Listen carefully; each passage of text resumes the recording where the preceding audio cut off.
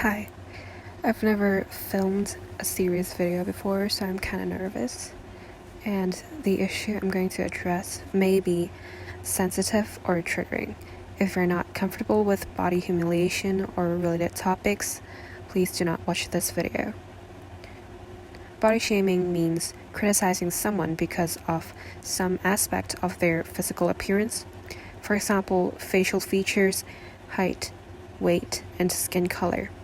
People of any gender can be a victim. Here's a clip from a TED Talk regarding body shaming. Each one of us have gone through such an experience at least once in our lifetime. And often what happens is that when someone condemns on our looks or mocks us, we withdraw ourselves into shells. We hardly stand up against bullying. Why does this happen? Why do we maintain silence? Why do we maintain silence even after knowing that our silence promotes them? Let's be honest, we've all probably body shamed someone at least once. I still do that sometimes, recklessly, and now that I think of the stuff I said, I feel ashamed. I don't usually say mean things in people's faces. I screenshot their Instagram stories or posts and talk behind their back, which doesn't make it any better. I didn't have ill intentions, but when I put myself in their shoes, I realized what I did was bad. Humans make mistakes, and rather than justifying those wrongdoings, we ought to learn from them and to become a better, more mature person. I myself have also been a victim of body shaming for quite a while. I was one of the first kids to wear glasses in primary school, or elementary school, you may call. A boy called me a bitch in Cantonese for wearing glasses. While growing up, other boys called me fat, even though when I look at my old photos, I definitely wasn't overweight or anything. My self-esteem regarding my appearance has never been high. I studied in an all-girls secondary school. Not many people made fun of me. Most were just bantering with me about being fat, again, or having a large butt, or being relatively short. I grew up with the prevalence of social media. I felt really insecure after seeing how a lot of girls in my school had slender figures. Hence, I started to use Facetune to make my face, arms, and thighs slimmer, maybe elongate my legs and enlarge my bust. It was not until I turned 18 that I realized what I was doing all along was toxic. It turned me into someone completely different. Over-editing your appearance is unnecessary because the majority of people who follow you have seen you in real life and know what you actually look like. If that's what you enjoy doing, you do you. But anyways, so I seldom use Facetune now. When I'm not happy with some areas in a photo, I'll just cover them by doodling. I don't want to lie to my followers. When I got into university, people told me I had a big face. I wasn't aware of that before hearing these comments. Great. I have another insecurity. I do realize these people did not mean to hurt me.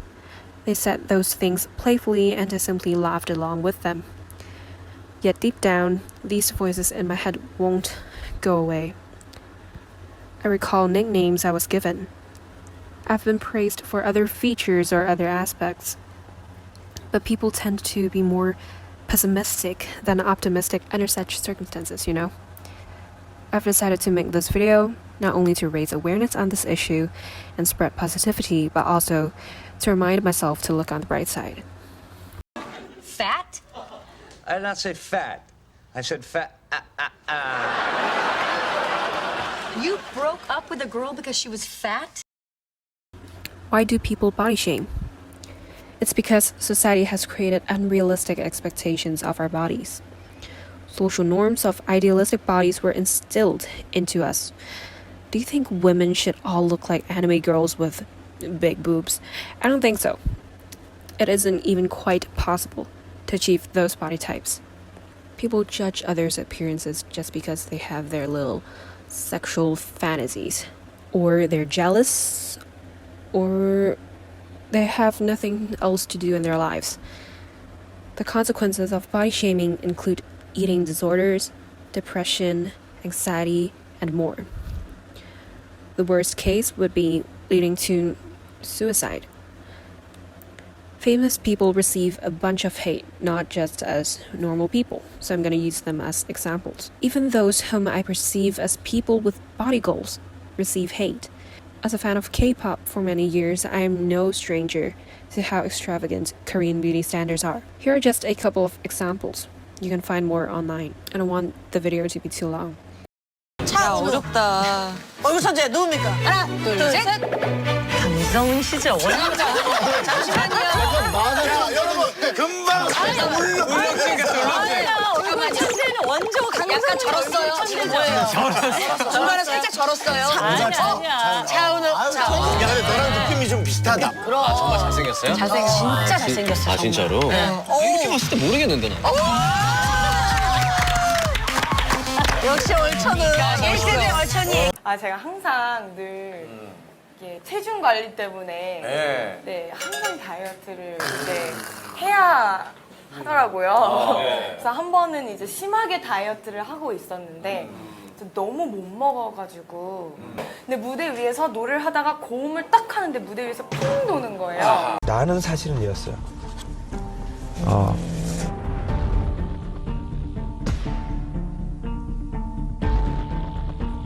너무 통통해. 너무 통통해서 몸이 체중 관리라는 것도 자기 관리이기 때문에 그게 굉장히 중요한 거잖아요. Many idols undergo cosmetic surgery because they have to appease the locals. To be honest, I do not agree with the idea of plastic surgery, since I believe we should treasure our unique appearance created by God. But then again, if you want to do so, I'm not one to judge, or I'm not going to stop you. These idols go on strict diets, constantly starving themselves. When they go on diets, their health deteriorates. There have been cases where idols wear bras that are not in the right size or are overly padded. K-pop groups have a position named the visual. Members who are the visual of a group are considered the best looking one. They are the center of attention, but mostly for their looks only. Korean netizens in general don't care if you are talented or have a beautiful personality. As long as you do not meet their standards of beauty, you're out of the game. Meanwhile, these visuals are not appreciated enough for their performance. Female idols receive more criticism than male idols, yet we shouldn't turn a blind eye to the hate male idols get. Younger Western influencers like Charli D'Amelio and Addison Rae are bullied on TikTok. I don't use TikTok. I know them because videos about them are all over YouTube. The ridiculous thing about the situation is part of the bullies are parents. Imagine hating on someone that's probably the same age as your own children. Can't relate. Anonymity on the internet inevitably gives rise to hate comments. I find that the nastiest comments can be found on online forums. I took a few screenshots on a Hong Kong forum, and I've translated the comments. Charli D'Amelio recently tweeted these messages. "Stop talking about my body. It's not your place to tell me if I'm losing weight or gaining weight. Why don't we all just be respectful and understand that we should just be kind and uplift everyone instead of trying to bring others down?" And I've seen these videos about me, my friends, and complete strangers, but it doesn't matter who you're doing it to. It's never okay, and I feel like I really needed to say that I love y'all, but please stop. Addison Rae also said, "I've seen 5 to 10 tweets and TikToks today talking negatively about my body and weight. It makes me feel insecure, but luckily I'm looking at it in a different light. I've been very motivated to start eating better and working out every day to become the healthiest version of myself." It definitely hurts to see people on my For You page calling me a well and saying she's fat now, and I just want to encourage everyone who hears these things about themselves to love yourself. If you are healthy and happy, do not listen to these hurtful comments. You're perfect. Billie Eilish also opened up and protests body shaming by stripping in a pre-recorded video played in her concert. In the voiceover, she says, The body I was born with, is it not what you wanted? If I wear what is comfortable, I'm not a woman. If I shed the layers, I'm a slut. Though you've never seen my body, you still judge it and judge me for it. Why? I'm thankful to people with big platforms who are brave enough to speak out against body shaming. It's 2020. Try to be more open-minded and mind your own business. Have a negative opinion regarding someone's appearance? That's fine. Keep it to yourself, unless you're close to them and have reached a consensus on harmless jokes that can be made. You're not gaining anything from body shaming. Getting the body I want is one of my main goals now. I'm doing it for myself, not because of others. It's a tough journey, but being healthy and happy is of utmost importance. Therefore, I won't force myself to do something when I'm not feeling it. It ain't easy to love and embrace yourself for who you are. By shifting our mindset, we can gradually make the world a better place. That's it for now. Bye.